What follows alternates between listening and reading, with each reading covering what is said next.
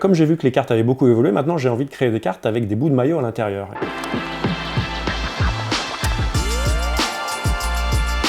Bienvenue sur Cartissimo. Aujourd'hui je vais vous présenter 9 cartes qui résument mon parcours de collectionneur de cartes de basket. Alors on commence par des cartes des années 90, les cartes de la série Upper Deck, et puis on a des NBA Hoops. La première carte que je voulais vous montrer, c'est une carte publicitaire qui était dans les paquets de cartes Upper Deck qui sont arrivées dans les années 90, au milieu des années 90 en France, et qui précise bien, au dos de la carte, il y a marqué « La collection des cartes NBA Basketball en pochette de 10 cartes, ainsi que le classeur de collection, sont en vente chez les meilleurs kiosques de journaux ». Donc on voit ici ce petit objet de collection, et qui moi en fait me rappelle toute cette période où avec les amis au lycée, on collectionnait les cartes. Alors dans ces collections-là, il y avait 7 cartes de Michael Jordan, qui était pour moi la meilleure des cartes, avec une très belle photo d'un dunk, et on est là sur une collection un peu plus vieille que celle que je vous ai montrée avant. Là, on est sur la collection 92-93 de Upper Deck, une collection française avec des textes en français et en anglais au dos de la carte. Donc j'ai demandé à Michael de zoomer, et là on voit ici qu'il y a des textes en français et en anglais sur cette carte.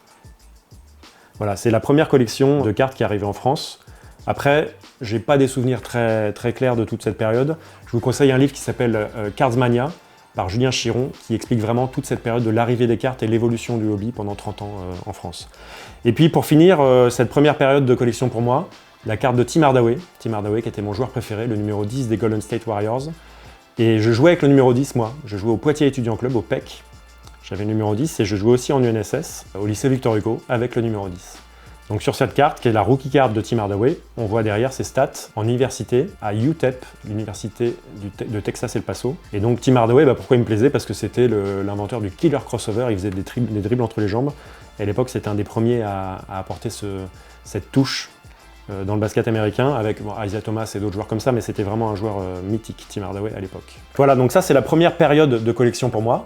Milieu des années 90, j'ai arrêté pendant quelques années, et j'ai repris dans les années 2010, en 2012 plus exactement, quand Evan Fournier est arrivé en NBA. Alors je vous montre tout de suite 3 cartes qui parlent de cette période. La première, c'est une rookie card d'Evan Fournier, une carte avec un patch, c'est pas tout à fait un patch, un bout de maillot et un auto sur la carte. Donc ça c'est une carte rookie d'Evan Fournier, première saison. Et Evan Fournier, pourquoi cette carte me tenait à cœur? En fait, je l'ai suivi quand il était au PB 86, j'étais chargé de la communication au PB 86 et j'ai fait 2 documentaires sur Evan Fournier.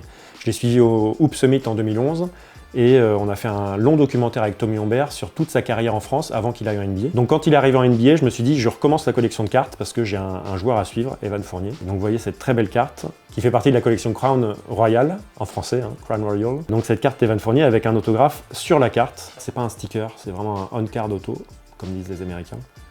Et donc ça, c'est une de mes belles cartes d'Evan Fournier. J'ai une collection, donc à cette époque-là, j'ai commencé par Evan Fournier. Et puis je me suis dit, tiens, ce serait sympa d'avoir des cartes sur PB86 parce que j'étais encore au club. Et donc je vous ai amené la première collection des Momentum Cards, des cartes créées à l'époque sur le PB86, avec la première carte que je vous présente. C'est la rookie card de Mustapha Fall. Donc Mustapha Fall qui joue maintenant en équipe de France, qui a été champion de Grèce il y a quelques jours avec Olympiakos et qui a participé au Final Four de l'Euroleague. Et donc cette rookie card, c'est la collection Momentum Cards qu'on avait fait sur mesure pour un peu essayer d'engager les fans du PB86 avec nous dans le suivi de l'équipe. Il y a une autre carte de la série Momentum Cards qui me plaît beaucoup, c'est celle-là, la carte de l'époque de Tony Dobbins. Et si vous regardez bien, vous verrez qu'il y a un autographe sur cette carte, donc c'est on-card, c'est sur la carte de Tony Dobbins. Alors Tony Dobbins, c'était un joueur très fort du championnat de France, et aujourd'hui il est assistant coach des Boston Celtics et il vient de faire les finales NBA avec les Boston Celtics. Donc ça fait bien plaisir de vous présenter cette carte. Et au dos, on avait fait l'exercice de montrer toutes les stats de la carrière du joueur. Et donc on avait collecté, alors en Europe c'est plus compliqué qu'en NBA, parce qu'ils vont en Italie, dans différents pays, je sais plus exactement, Tony Dobbins, on va regarder, ouais, il a fait l'Italie, les États-Unis, Cholet, l'Espagne, et puis après il a fait plusieurs clubs en France. Donc voilà, on avait toutes les stats, et ces cartes, vous voyez bien qu'elles sont très inspirées des collections Upper Deck. Je vais vous ressortir la carte de Michael Jordan. Dans le sens de ce contour blanc autour des cartes. Voilà, il n'y a pas de hasard, les cartes Momentum Cards étaient comme ça parce que j'ai été très inspiré par ce que j'avais collectionné quand j'étais adolescent. Voilà donc comment en 2012 j'ai repris la collection de cartes. Ça a duré 1 ou 2 ans, ça n'a pas été très long. J'ai collectionné, j'ai récupéré beaucoup de cartes d'Evan Fournier, des cartes de Tony Parker, des cartes des Français de NBA de l'époque. Et puis encore une fois, la passion s'est un peu apaisée, calmée, et je n'ai plus trop collectionné pendant un certain nombre d'années, avant de redécouvrir, comme beaucoup, pendant la pandémie ou avec la sortie de la pandémie, beaucoup de collectionneurs sont revenus à la collection de cartes de basket parce qu'ils étaient chez eux, il n'y avait plus trop d'activité et plus trop de choses à faire. Et donc j'ai redécouvert encore une fois ce monde des cartes. J'ai découvert de nouvelles choses. Autant avec la période Evan Fournier, j'avais découvert les maillots dans les cartes. Autant maintenant, il y a un nombre de déclinaisons incroyable. Et donc j'ai repris la collection. Et maintenant, je collectionne les cartes rookies des Français qui ont joué à NBA. Donc je vais vous montrer 3 cartes. Il y en a 2 qui sont de ma collection. Et la 3e, c'est pour vous parler d'un projet et vous expliquer pourquoi je fais cette chaîne YouTube et qu'est-ce qu'on pourra y retrouver. Donc les 2 premières, c'est des cartes d'Eli Okobo. La première, c'est une carte National Treasure avec, donc là, en l'occurrence, un patch, un triple patch, enfin, ou un patch découpé en 3 morceaux. Et donc cette carte d'Eli Okobo que je trouve absolument magnifique, notamment parce qu'il y a un raccord entre les couleurs de la carte, les couleurs du maillot et les couleurs des Phoenix Suns. Et Eli Okobo, qui est un joueur donc, qui a joué quelques années à Phoenix en NBA, qui n'a pas beaucoup joué, qui est revenu cette année en Euroleague avec l'Asvel, qui a été très très fort. Je prends beaucoup de plaisir à le suivre en tant que joueur, donc ça me faisait plaisir de collectionner ces cartes. Donc je vous la montre encore une dernière fois. Magnifique carte National Treasure, hein, qui est une collection vraiment de grande qualité. Et là, c'est les Cornerstones. Et là encore, on a une carte avec dédicace sur la carte, donc c'est les cartes qui ont le plus de valeur. Et là, il y a 4 trous pour le patch, voilà, des trucs assez fun. Voilà, donc ça c'est ma collection actuelle, donc j'ai beaucoup de cartes de tous les Français de NBA, des rookie cards, hein, que les cartes de première saison. Donc je vous montrerai tout ça dans de futures vidéos.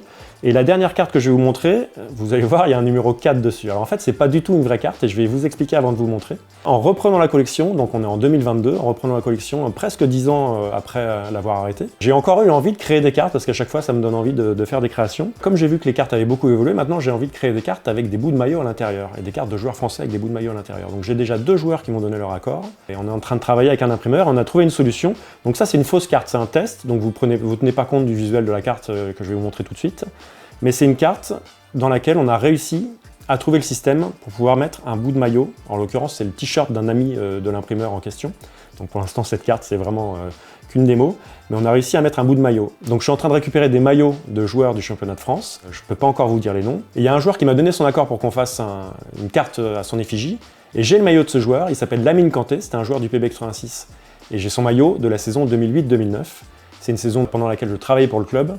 Et à la fin de l'année, on a gagné les finales Pro B à Bercy, on a battu Limoges pour monter en Pro A à l'époque. Donc c'est un maillot qui a vraiment beaucoup de valeur, qu'on va découper, désolé pour les collectionneurs de maillots, on va le découper en plein de petits bouts, et on va faire des cartes Lamine Kanté avec bout de maillot à l'intérieur. Donc ça, on est en train d'y travailler avec des graphistes de renom aussi, que je vous présenterai dans de prochains épisodes.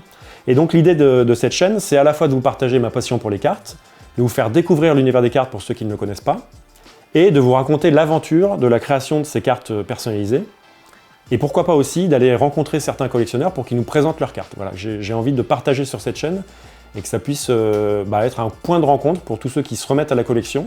Donc peut-être que les collectionneurs très expérimentés ne trouveront pas ici du contenu très pointu parce que je ne vais pas aborder des sujets très techniques. Par contre, tous les nouveaux collectionneurs ou les recollectionneurs, ceux qui se relancent, je pense que vous trouverez votre plaisir. Et j'aimerais bien que vous puissiez me dire dans les commentaires ce dont vous voudriez qu'on parle, et si ces thèmes proposés vous intéressent. N'hésitez pas à vous abonner, je ne vais pas vous faire tout le discours habituel. Je dis au revoir et merci à Mickaël et à Charles qui sont derrière les caméras, et je vous dis à bientôt sur Cartissimo.